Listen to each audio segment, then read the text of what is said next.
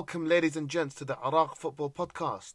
I'm your host, Hassan and Bilal, and we're finally back. It's been over a year since we got to watch Iraq play a competitive game of football, but that time is nearly at an end. We've got very soon, within the next couple of days, Iraq versus Cambodia to look forward to, then Iraq versus Hong Kong, and finally the much anticipated Iraq versus Iran. We'll be previewing all of those games coming up, but we're also going to be reviewing and reflecting on our recent friendlies with Nepal and Tajikistan. I'm going to be joined in this episode by our good friend Hassan Osama. Hassan, welcome to the show. Hey, happy to be back and happy to be discussing Iraqi games once again. It's been too long. It's been a very long time, and if I'm honest with you, as many friendlies as we've played, it's just not been the same. It's not been the same energy, and the excitement levels haven't been the same either. So I can't wait to see us back in contention for the World Cup Qualifiers. Let's start off, before we actually look at that, looking at the recent friendlies we've played. We played the first game against Tajikistan and then against Nepal. We'll look at, firstly, the squad and the players that were chosen. Hassan, what were your thoughts on the exclusion of all the expats, and what players were you really excited to watch? Yeah, so ahead of these friendlies and the qualifiers, we did get some kind of indication that it was possible that we might be seeing some of the expats, like Ahmed, some Justin Miram, Osama Rashid, and so on. But that was not the case, and we ended up with basically the same squad that Katanec seems to like, and primarily, pretty much entirely based on the local Iraqi players. So honestly, it wasn't too surprising because Katanec has shown that he knows the players that he likes and the players that he wants to depend on. Though it's still a little bit disappointing that we're not going to get to see all of the players that I think could make a difference for us. Justin Merham, Jirawan, Ahmed Yassin is injured, so nothing to do about there. But Osama Rashid as well. So these are players that I think we could get a good benefit from, but we couldn't get to see them. It was, yeah, you're right. Yeah. I think there was all this talk about there's going to be expats being returned to the national team, etc. And then with the squad release, there was not a single one.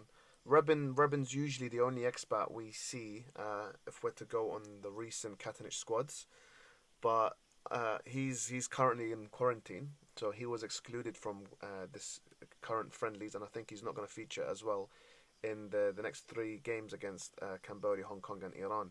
So he's a big loss. But other than that, there was talks of Osama Rashid, Jilwan.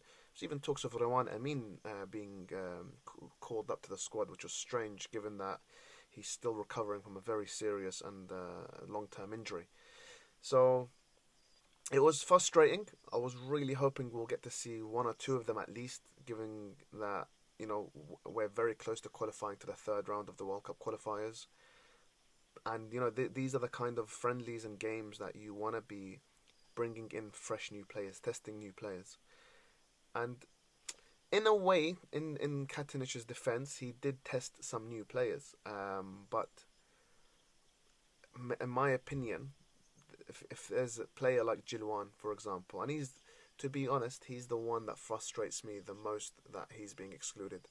There are other players like Osama that I want to see in the national team, but I've seen him before, and some can argue he's not lived up to the same expectations we expect from him in terms of club level, and that's fine. But what excuse is there for Katanec or anybody to exclude Jilwan in the way he has been excluded, especially with the season he's having at his current club?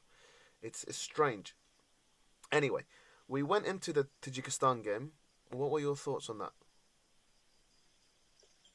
Yeah, so whenever you were playing against games like this, I want to see our team kind of impose ourselves and create a lot of chances. It's a friendly, so the result doesn't really matter, but it's all about the performance and being able to really impose yourself against teams that are coming, especially when you're playing at home. we didn't see much of that. It was a boring 0-0 draw. We didn't create much. We did have like a few, pretty decent control of the game for the most part, but nothing to show for it really, which was quite disappointing. It was like the last 20 minutes really that we created a few chances, couldn't score any of them. So if it was a full squad, which we didn't have due to a whole bunch of other issues that led up to several of the Shota players being recalled from their squad. So if it was a full squad, then I would have been a little bit more concerned from a game like this. But that situation didn't help. You're right. That situation with the Shota withdrawing 9 of their players, it didn't really help the situation, given that Katanic had to bring in 9 fresh players to kind of replace the withdrawn Shota players. But I think that kind of proves a lot of the shortcomings and the failings of the Iraqi FA. That was partly their fault. I saw a lot of people trying to blame Shorta, and I'm not exactly Shorta's biggest fan. I think there's a lot wrong with that club in terms of how they operate and how they prioritise things. But in this scenario, they have a cup game. It's a big cup game. It was a final, if I'm not mistaken, that's been organised at the same time as a friendly for the Iraqi national team. And Shorta being the club that they are, the stature that they have within the Iraqi game, a lot of their players were going to be in the Iraqi squad. And they're going into this final with a lot of their players missing. I could understand the frustration from their manager and from that club and their fans. But these sort of things should not happen. If with a proper FA that's organised, that actually plans ahead, that doesn't do things last moment, these things should not be happening. And any FA that actually knows how to operate would not allow these situations to arise in the first place. But you're right, that's what ended up happening. 9 fresh players had to come in and replace the Shorta players that were withdrawn. Some of the big players we're talking about there, by the way. We're talking the likes of Dhurgham Ismail. We're talking about, who else was missing key players from that? Amjad Atwan, Ahmed, Ali Faiz. There was... Yeah, exactly. So big players. A lot of them are starters as well. Amjad Atwan, he's been on the end of some criticism from me for, a couple of times, I'll be honest with you. But he's really improved over the last year and a half, 2 years, and he's a starter for us. So to have players like this missing, it was always going to be difficult. But, and I say this with respect to Tajikistan, even with those players missing, this is a game we should be winning comfortably. I don't care if Amjad Atwan wasn't there. I don't care if Dhurgham Ismail wasn't there. Tajikistan, they're not on the same level of Iraq. At least we like to think so. I think as fans we get a bit excited sometimes. We like to think of ourselves as a serious footballing nation, especially in the Asian scene. If you ask the average Iraqi fan, where do we rank in terms of the elites of Asia? There's probably about 5 teams that we could say are on Iraq's level or slightly better. And that would probably be Japan, South Korea, Saudi Arabia maybe, Iran maybe, Australia, and again Qatar maybe. So we see ourselves as this like serious footballing nation. We have these players that are available playing across the world. And then we're facing a team like Tajikistan. And for the most part, we really did struggle. You know? I wasn't impressed with the performance.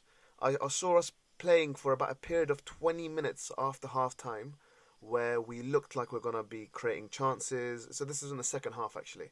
We looked like we were creating chances. We were coming close. Their keeper pulled off some good saves. But overall, it's what I would describe as a typical Iraqi friendly performance. Not much created in front of goal. A lot of kind of hit and hope passes. A lot of crosses for the sake of crossing, with no real creativity. No one making good runs. No one able to find the killer pass or to create something from scratch due to like good quality play. That game, the only player for me that really stood out was Bashar. What do you think of Bashar in that game, and who else do you think had a good game? Yeah, so generally speaking, Bashar, he's been good in most of the friendlies. Just his technical ability is just higher than everybody else in the squad. Like his ability to dribble and create some chances and create an opportunity for a shot. That's he has that kind of skill better than other players in the national team by quite a bit. So he's been pretty good in each of the games, though I don't think he's no goals yet. Aside from him, Ayman Hussein has been making some good movement. I think he scored 1 or 2 goals against Nepal. He scored twice recently, but Nepal.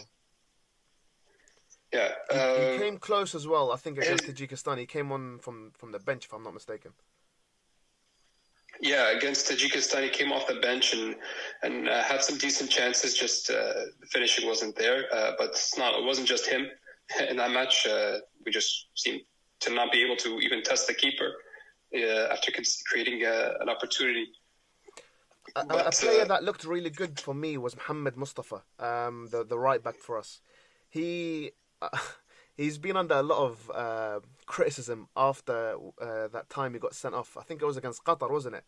Or no, sorry, it was against I think it was against Palestine, where he came on, he started. He got sent off for kicking a player in the face, and he's been rocky since then. But I think this game against Tajikistan, he did look very good. He looked settled.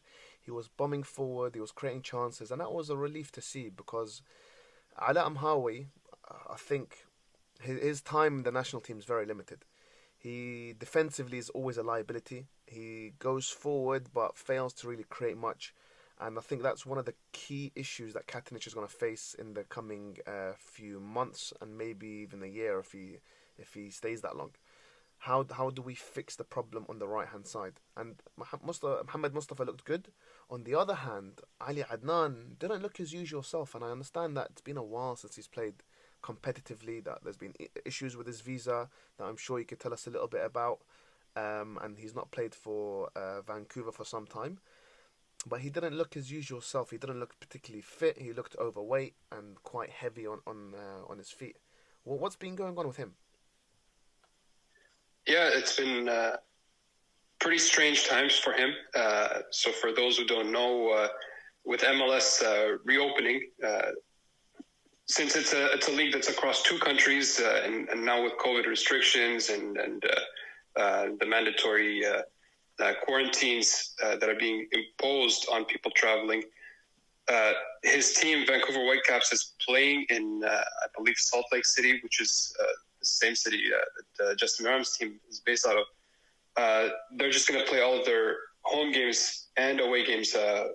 They're all their home games from that city, and then they'll travel around through the U.S. for the rest of the games. Ali Adnan has not been able to travel with the team to join them for their training camp there due to visa issues. I guess his Iraqi visa has given him his Iraqi passport has given some issues getting him into the U.S. So he's been training with the reserves in the youth team of Vancouver Whitecaps in Vancouver lately. So he hasn't played a professional game in about half a year. So to be honest, like, it's not surprising for him to look a bit unfit, to look as though he's lacking sharpness, considering the circumstances. It doesn't really help us for the coming games, given that he's a key player and we want him in his best shape. But we do have Dorham, who's a quite capable alternative. But that's the situation with Ali Adnan currently. Yeah, it's a shame. He's a big player, he's a big personality, and I know a lot of the players respect him and enjoy his presence in the squad. I'm sure him being in the squad is going to be helpful, but I can't see him starting a lot of those games. I think Dorgham, though, in fairness to him, he did look good when he came on across the 2 games. and he looked a lot better than Ali Adnan. Sherko though, down the left alongside Ali Adnan, I wasn't impressed with him whatsoever against Tajikistan. And the previous games, I know who scored recently. I think it was against Uzbekistan or whoever it was. He's just he looks a very weak player who fails to impose his presence on the opposition play. When players like Bashar get the ball, they're carrying the ball forward, they're taking on the opposition players, they're finding or trying to create something, finding space with the ball at their feet. You didn't really see much of that with Sherko, but you saw a little bit of that with Bassam Shakir when he came on against Tajikistan.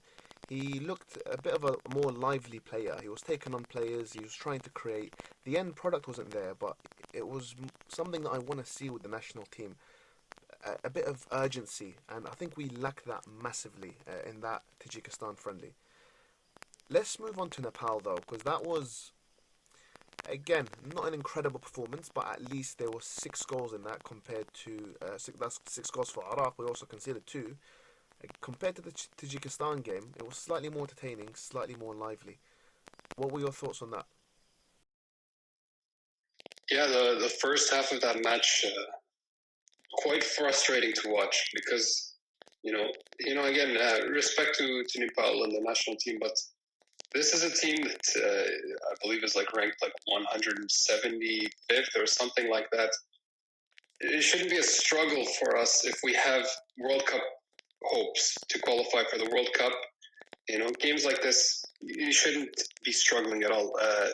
We gave them two stupid goals to concede. Like the defense was caught asleep, and then we gave them like it was the exact same situation for both goals.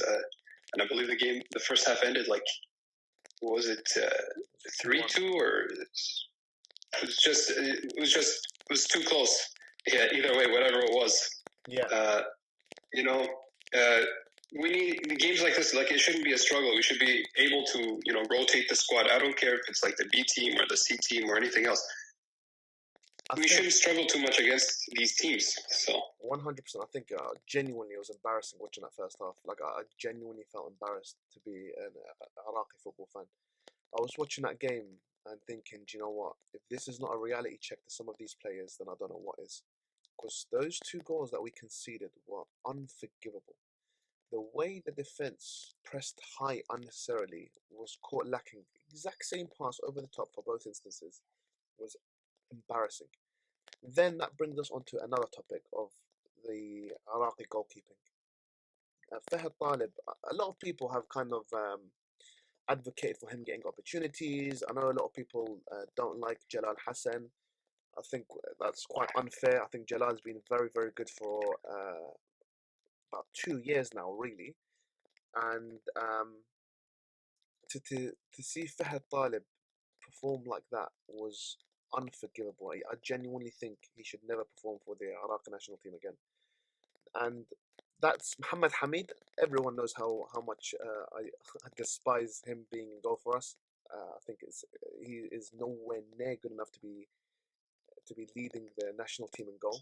Fahad Talib is another one that's always looked shaky when I've seen him.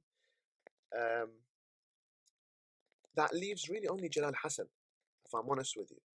And Jalal, in his defense, he doesn't make the same mistakes. That surely he's better than Muhammad Hamid. He's better than Fahad. I don't know how people are watching this and thinking, do you know what? Jalal Hassan shouldn't be starting. No, he's by far our best goalkeeper. And by default, the fact that we don't have anyone that could replace him, he's probably one of our most important players in the squad, if not the most important.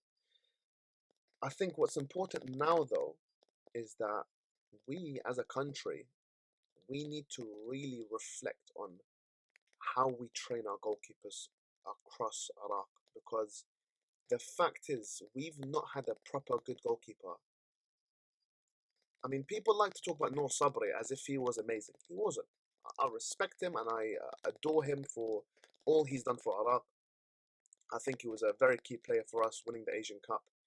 But he also made a lot of mistakes. He also fumbled a lot of opportunities. And it just begs the question, what are we doing wrong that we're no longer able to actually produce solid goalkeepers? Because I can't remember the last time I had complete confidence in an Iraqi goalkeeper. only right now do I see Jalal Hassan, and I think, you know what, he's all right. He's good at organising his defence. He communicates with them. It's very rare you see Jalal Hassan running out the same way Fahad Talib does, or did in that game. It's very rare you see, for example, the ball going through his leg or him fumbling a shot the same way Mohammed Hamid has constantly done for the national team and at club level. So I don't know, man. I think we need to seriously ask questions. What is going on? Why can't we produce a goalkeeper? Not even that's world class, just someone who's competent, someone that we can put in the national team, and the defenders are going to be comfortable playing alongside him. It's such an important position because if, as a goalkeeper, the defenders don't have faith in you, they start to make mistakes, and if they're making mistakes, the midfield becomes a lot more terrified of pushing forward. They're not going to be able to kind of create opportunities because they're worried if their pass is intercepted, it's going to be an easy goal for the opposition, etc. So the ramifications of the goalkeeper being poor it affects the entire team. I think we need to seriously ask questions and start a program to actually train these goalkeepers to be more competent from a much younger level. Am I being harsh there? Honestly, I totally agree. It's quite a frustrating thing when we can't produce, a goalkeeper at a higher level.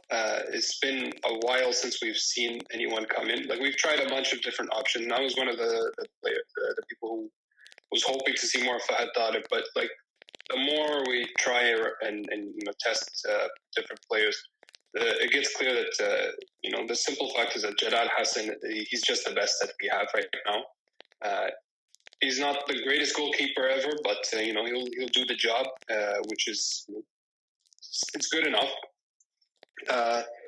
Unfortunately, that's what we're going to have to settle for until we find somebody better. I mean, the last time we've had a really good goalkeeper, in my opinion, that we've had somebody that I'm happy with him in goal, Mohamed Gasset. That's exactly he what I had was a really, thinking of. really good stretch. Was that? Several years ago, it was just sudden that he was dropped, I think, by Zico, and then never came back. But for a stretch of time, he was a really, really good goalkeeper. Yeah, I think in my he did opinion, but well we haven't when had we. anyone like him. Yeah, he did well when we played against Spain, New Zealand, and I think it was South Africa in the Confederations Cup. But Yeah, I mean, Confederations Cup. yeah, just this was 2011, 10 years on, Yeah, and we're still talking about a goalkeeper from that long ago. I think that says everything about the national team situation with the goalkeeper. Another player that I still see getting touted is Ahmed Basil for Shorta. Again, if anybody watches the Iraqi league and you watch some of the goals that get conceded, he's very weak. Even with the under 23 team, he makes so many mistakes. It's ridiculous that these are the best goalkeepers we can produce as a country.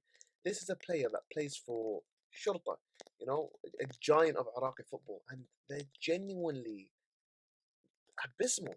I'm trying to find a kinder word, but they're terrible. For the national team, we need to be doing better. But it's a league-wide issue. Whenever you see highlights of the Iraqi football league, and you're seeing some of the goals that get conceded, a lot of them are down to goalkeeping errors, and part of that is poor coaching. There's no two ways around it. I know generally Iraqis are not very tall and built. Okay, generally we don't see 6'5" Iraqis. But you know what? You look at players like Fabian Barthez back in the day. This is for the older listeners here. Fabian Barthez was not very tall at all, but with the right coaching, with the right skills, understanding football, understanding how to position yourself, how to respond quickly to shots, etc. You don't need to be tall. You just need to know where to be, when to jump, etc. And a lot of these players don't have that ability, that skill set to read the game. They also struggle to deal with like aerial threats. A lot of times you see a cross come in and a goalkeeper fumbles it, especially from set pieces. We look vulnerable, and again, I'm talking about this, but this has been the case for as long as I've been watching Iraq. Genuinely, I started watching Iraq around 2003, 2004, and it's always been our weakest link in terms of the goals we concede, crosses coming in, not being able to deal with aerial threats, etc. It's bizarre, and it needs to be addressed very, very quickly because we can't play another 10 years with goalkeepers still being at this quality. Football develops, football changes. You're seeing right now teams like Tajikistan, if I'm not mistaken, Tajikistan are ranked 131 or something ridiculous, and they're still drawing with us. If we don't start to improve, we're going to very, very quickly find out that we're going to fall behind these smaller teams. And I say this with respect to the likes of Tajikistan and Nepal. But Iraq, we have no right to be in the position we are unless we actually work hard, unless we actually modernize and develop. And there's a lot of good work being done, but there's always much more we can do as a national team, I think. Anyway, um, that Nepal game finished 6-2. What did you think of Ayman Hussein? It looks like Ala Abbas is not going to be in the current squad going into the next three games. So Ayman Hussein probably is going to be leading the line. Mimi he didn't look his usual self. He looked a bit tired, if I'm honest with you. Are you happy with Ayman Hussein being our target man? Yeah, honestly, quite impressed with him. Uh, he didn't get any goals against Tajikistan, but he was lively. He was lively. His movements was good. Uh, and pretty much all of the times that he's come on over the last few friendlies, like he's lively. He makes the right movements. He's tall, strong, so he's not easy for defenders to work with. So I'm quite happy for him, and he gives us like some extra dynamic, something different from what Mohamed Ali or Mohamed Dawood would give us. So it's always important to have somebody different among the strikers, like a different style for different kinds of teams that you're going to play against. So I'm quite happy with him, and he's the top scorer of the Iraqi league currently by quite a bit, by a decent amount. But so he's sharp. He can score goals. I'm happy with him moving forward. It is a loss to lose Al Abbas for these games. It would have been really, really good to have him. He's a great striker. He's been very good with the Iraqi national team. But Ayman Hussein will, I think, be a good replacement for him. I completely agree. I think Katanich has done really well to bring Ayman Hussein and fit him into the side. He's a different player to what we have up front in terms of options. And I think with the likes of Cambodia, with Hong Kong, you bring in Ayman Hussein, I could see him scoring a couple of goals in each of those games. His presence alone will be a huge issue for them to defend against. Being Iran's always good, but those two games are the important ones. We need to comfortably beat Cambodia. We need to also comfortably beat Hong Kong. If we're serious about qualifying in the next round, we need to be bullying these teams and showing them and the other teams in Asia what we're all about. We can't go against Cambodia and win 1-0 or against Hong Kong. We beat them 2-0 last time. That's not good enough, if I'm honest with you. And I think Ayman Hussein, hopefully, with his confidence, he's been banging them in the league. He's looked good recently. I mean, his stats overall aren't incredible. He's played a lot of games for Iraq, but ever since he's been recalled, he has this kind of new confidence around him. He has this kind of self-belief that wasn't really there previously. Let's not forget when Ayman Hussein was first brought into the national team, he was competing with Yunus Mahmoud, an aging Yunus Mahmoud, but Yunus Mahmoud nonetheless. There was a lot of difficulty for Iraq finding a striker that can kind of replace Yunus initially. We tried different players like Marwan Hussein, we tried Muhammad Abdurrahim, we tried Amjad Radi. These players all failed by some way. It's a really difficult role to actually achieve, to lead the line. The hardest thing in football, they say, is scoring. And we saw that. That's why Yunus stayed in the team for so long, up until I think it was 2015 after the Asian Cup, where he was kind of phased out and he kind of retired anyway. But Ayman looks good. I'm excited to see how he does. I really hope he does well. he looks a bit heavy at times. It's one thing I don't like about him in terms of his movement can be a bit static, but I think for his size he's all right.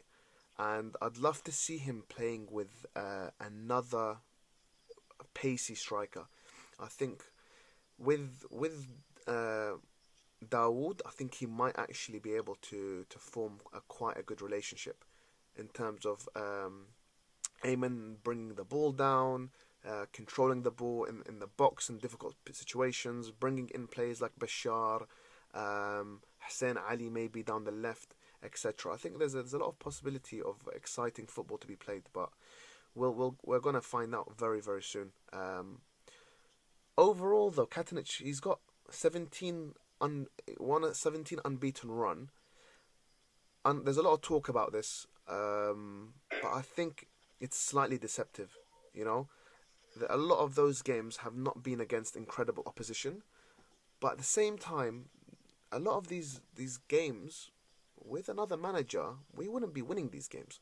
You know, Uzbekistan when we won quite recently, about a month ago, under another manager, we would have probably struggled in that game. And to be fair, we did struggle, but we ground out a result, and that's something we've not done under other managers. So there's two different ways of looking at this 17 match unbeaten run. Do you think it's an indication of how well we've done under Katanic, or do you think it's a situation of stat padding, Hassan? When it comes to the Iraqi national team, this is something that I've held this opinion for a long time, and it's nothing is a given when it comes to us. Like if we're playing it like historically speaking, like if we're gonna play against like a team like Kuwait or Bahrain or whatever, we might say that whatever our history as a footballing nation may be better, or whatever, all this stuff. All of that stuff doesn't mean anything unless when you're actually playing on the field. So we've never been a team that's like every single game like you can be confident that this is going to be a win, like regardless of the opponents. It's rare that we're consistently winning games and not dropping points or not losing at all.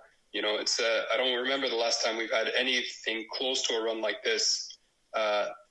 So having said that, like you look at the teams we've played in the 17 game unbeaten run, and there's like we've played against like Hong Kong and Cambodia, which is those are games we should always be winning. But again, you said Uzbekistan, we played them 3 times in this 17 game run. We beat them twice, we drew with them once. Bahrain, we played them 3 times, drew with them 3 times. Iran as well is among those. Qatar beat them. So Emirat as well. So it's like there's decent teams in this run that under a different coach or in a previous phase of this national team, you can't say that we're for sure gonna beat them or even get a draw against them. It's this consistency that Katanic has brought, which I think is the best quality that he's brought to us, is that we're gonna go when we go to the game, maybe we won't win, but we're not gonna lose. So that's the most important thing is the ability to grind out results and to be a structured national team that tactically is hard to break down for other teams, and for a long and grueling World Cup qualifying run. That's a very very important quality to have for a national team. 100% agree with you. You can play beautiful football, but if it doesn't get you the results, you didn't get anything to show for it. It doesn't mean anything. You got to get the results, and that's what Katanic has brought us. Agreed. Yeah. So I think would I trade our current run for another manager who plays better football, brings in the expats, but we lose a lot more games? I'm not sure if I would actually. I think the next round is going to be very telling, if I'm honest with you. I think as good as the 17 unbeaten run is, as good as as good as Katanic's stats have been, so under him, under his leadership and stewardship, we've played 35 games, 18 wins, 13 draws, and only 4 losses. The 13 draws does paint a picture which is quite problematic. But we've conceded nearly 50 goals. Sorry, we've scored nearly 50 goals, 47 to be exact. But we've conceded 27. So I think what that tells me is that the system we have is good. We're not an easy team to beat. Those 4 games that we lost, those teams had to work very hard for them, and they were good teams that beat us. But then the next step is, how do we turn those draws into wins? When a team is sitting back and they're defending deep, how are we as a national team going to break them down? How are we going to get a win when we're not very likely to get that win? When there's 20 minutes left and it's still 0-0. Do I trust the Iraqi players at the moment to kind of grind out a result? Not really. Not really. I mean, I think Mimi's a very good player. I think Bashar's a very good player. But I think when you pit us against the likes of Iran, the likes of Qatar, the likes of Korea, Japan, Australia, amongst the other, Bahrain as well has been a tough side to play against. We're going to see in the next round, assuming we qualify, we're going to see that actually maybe the 17 game unbeaten run, it's not as impressive as we thought it was. I hope I'm wrong. I genuinely hope I'm wrong. But I'm watching teams like Bahrain. They're playing their friendlies against the likes of Ukraine. And you know what? Challenging them. They're doing well. And I see us playing Tajikistan and Nepal, and I'm just wondering, is this really a test of how good we are? Or is this just stat padding? Is this just building false confidence in a team that doesn't really need to play the likes of Nepal? I think what Iraq really needs is to play against teams like Ukraine, European teams, maybe teams from South America. We saw Qatar competing with those South American teams and doing well, you know. That's what Iraq needs, not playing games against Tajikistan and Nepal. I say that, on the other hand, you know, we have Cambodia coming up in Hong Kong. Tajikistan and Nepal, they're not too far off replicating those games. So I think Katanic would have wanted to play a team that represents those styles. But for me, if I'm honest with you, we shouldn't be even concerned about Cambodia and Nepal. We should be like destroying those teams. These are not footballing sides, with respects to both of them. These are teams that we should be rolling over, and what we should be challenging about, what we should be worrying about and preparing for is the next round. Once we start facing these difficult teams. At the moment, we've played 5 games. We've got 3 wins. Okay, so there was the win against Iran. It was a great day, or a great win.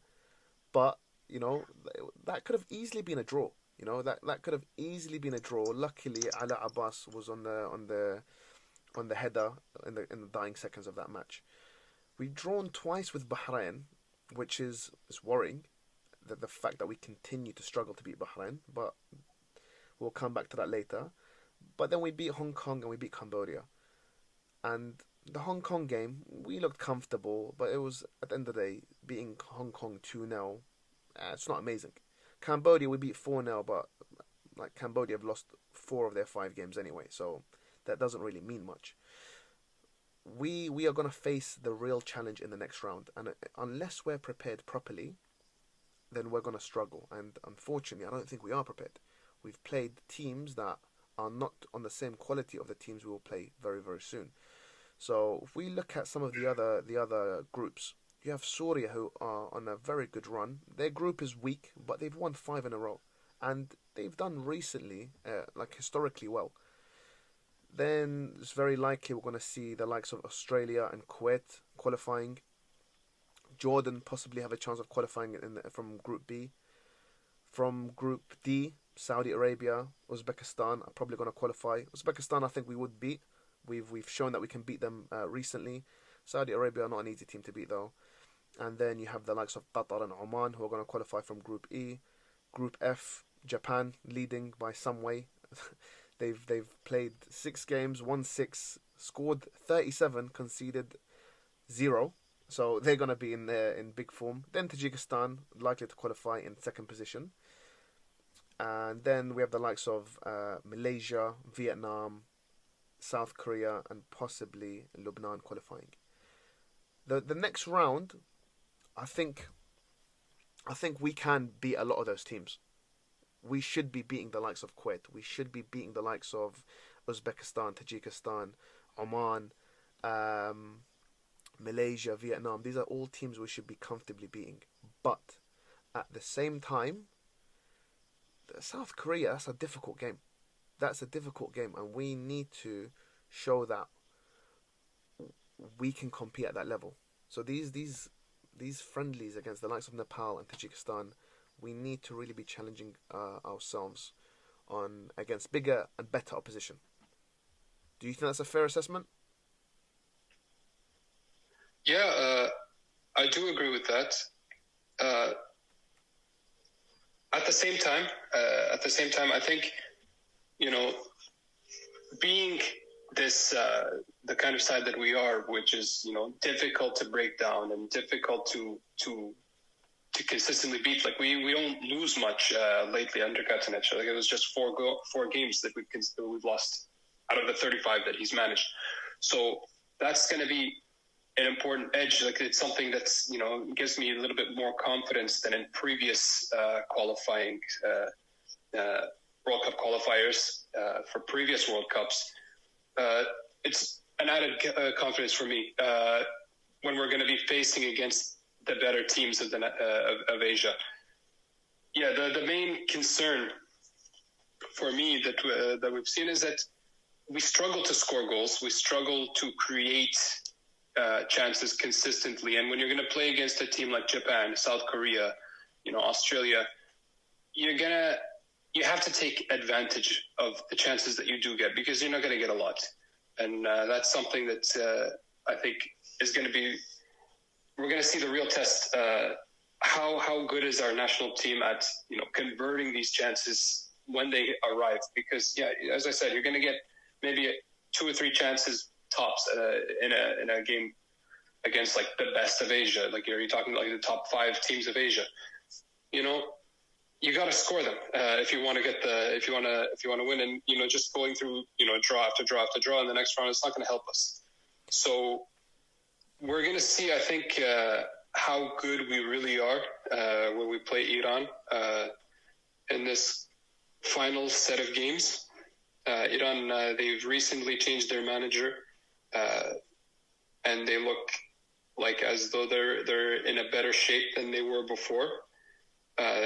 It's a team full of really, really good players and consistently playing in the Champions League and playing in Europe. So we'll see how good we are once we face them and where we really are in terms of Iran, because Iran is going to come to us. They need the win, so it's not like going to be a friendly, and it's never a friendly against Iran. So I think that's going to be a good point of reference moving forward.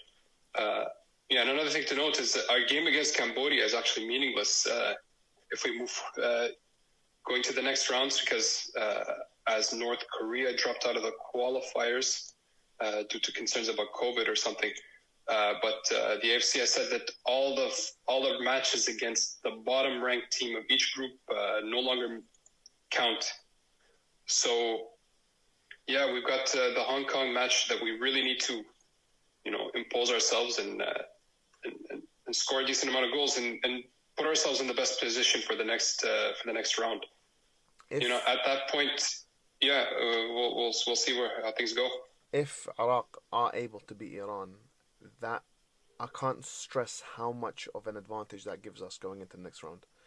I'm worried, and I'm hoping I'm wrong, but I'm worried Katanec will get the win against Hong Kong and rest some players against Iran in the final fixture, because we will pretty much have qualified by then if the results go our way. But if we can beat Iran, or at least get a draw, what that would mean is that Iran don't qualify for the next round. and that's one of the big teams in Asia already out, which opens up opportunities for us to then qualify in the next stages. And with Iran now, I could see us having a big opportunity to actually make this World Cup. I'm not saying it's definitely going to happen, but I think it's a game we need to take very seriously. We need to play for the win, and hopefully the results go our way. Ali Dai recently came out and said, the Iranian legend, he said Iran are a better squad than Iraq and they're a better team. It's hard to disagree with him, if I'm honest with you. If you look at the squad that we're taking and you compare it like for like with the Iranian squad, they are a very strong team. The question is can we show more heart than them? Can we show more desire than them? Can we tactically outplay them? Can we hold a solid defensive line? It will be tough. Rabin Sulak is not in the squad. I'd imagine Jalal Hassan will play in goal. Ahmed Ibrahim will lead. I can't see Ali Adnan starting that game. I'd imagine it'll be Durgham Ismail. Whether Ala Amhawi will play or Mustafa Muhammad, I don't know. Based on current form, I'd like to see Mustafa Muhammad given another opportunity, but there have been times where he's looked like a liability. And I'd imagine alongside Ahmed Ibrahim at the back will be Saad Natiq and Ali Faiz. So it's a fairly solid back line, if I'm honest with you. And we like to play five at the back anyway. We should be able to kind of keep doors shut for a long time. You never know with Iraq, though, to be fair. In midfield, Safat Hadi, he's not played in a while, but fortunately he did get some minutes over the last two games. Whether he'll start versus Iran, I guess, will depend on how many minutes he gets against Cambodia and Hong Kong to build his fitness. Alongside him, I'd imagine it will be Amjad Atwan and Bashar. So that leaves the options out wide. And Humam, would he start? I don't know. Hussein Ali, would he start? I don't really know. I can't see Ali Hosni playing. Ibrahim Baish might be a decent option. Up front is the interesting one. Against Iran, do you play Ayman Hussein? Do you play Muhammad Ali? Do you play both of them? And where does that leave the likes of Muhammad Dawood or Ala Abduzara? Sherko's also in the squad, but as I said earlier, he's not looked amazing when we've seen him play. He's looked very weak. He doesn't really offer much off the ball or on the ball, and we're gonna have to wait and see. Hopefully, we can show to the rest of Asia what we're actually about as a national team. But there's a long way to go before we can actually start thinking about World Cup qualifying. Any final thoughts, Hassan, on the coming games? Yeah, these two friendlies, they have shown us like some decent, organization a little bit, but it's the finishing and the ability to score goals that has troubled us, and it's been an issue for the last little while. And so hopefully, as we play against Hong Kong and Cambodia, that we get to score a little bit more goals, give the players some more confidence, the attacking players. If you're not scoring goals consistently, then you're not going to feel as confident moving forward. So hopefully we get some goals in those games, put us in the best position as we face Iran in the final round, in the final match. And we'll see what happens in the next round, and we'll move from there. All right, let's do some predictions. Cambodia, I'm gonna go for a 5-0 win. What do you think? I'll be slightly less optimistic and say 4-0 again. Okay, so 5-0 versus 4-0. We're confident in a win, as we should be, to be fair. Then Hong Kong. You go first this time. Hong Kong, we beat them 2-0 last time. I'll say 3-0. I was gonna go 3-0. Just for the sake of it, let's say 3-1. Hong Kong get a lucky goal, and then finally against Iran. You go first for this one. What do you think? I'll say 0-0, or possibly Iran getting a win. Yeah, if I'm honest with you, I'm gonna say an Iran win. I think I think Iran will beat us. They look good, man, and they're gonna be very very annoyed at us against the last game, and I think they're gonna be desperate for a win. And that game for me is going to tell a big story about where we are as a country. Um, Unfortunately, I can't see us beating them. I would love to be wrong about this, but we're gonna have to wait and see. And I'm hoping we get lucky. I'm hoping Katanich can show us that the hype is real. Maybe Ayman Hussein gets us a goal from a header or something like that. But yeah, it's not going to be an easy game. The most important thing though for us really is that we qualify. Hopefully we do qualify to the next round and we can start really looking at the few next few months of preparation. Where does that leave the expats? Where does that leave us as a national team, as a country, compared to Asia's elite? There's a long way to go. There's a long way to go is all I'm going to say there. Any final thoughts? Yeah, so yeah, as mentioned, for these last games, I just want to see strong, confident performances, some goals, just confident movement of the ball, confident goal scoring, to put us in the best position possible for the next round. Fingers crossed, fingers crossed. Ideally 3 wins, but it's not going to be easy. Hassan, thank you so much for joining us. We're going to be back, guys, right after the 3 games. So we should be recording after the Iran game, hopefully with some good news. In the meantime, ladies and gents, we want to hear from you. Feel free to message us your predictions for the final 3 fixtures. Don't forget to subscribe. Don't forget to share our links and our social media pages with your friends and family. We do want to hear from you, so don't forget to leave feedback as well. If you want to find me on Instagram, you can find me on @Hassanin or @IraqFootballPod. On Twitter, again, @IraqFootballPod. Hassan, if the fans want to reach you, where can they find you? Yeah, primarily active on Twitter at Hassan_1193. Well, that leaves only one thing left to say, and that's Yalla ya Iraq.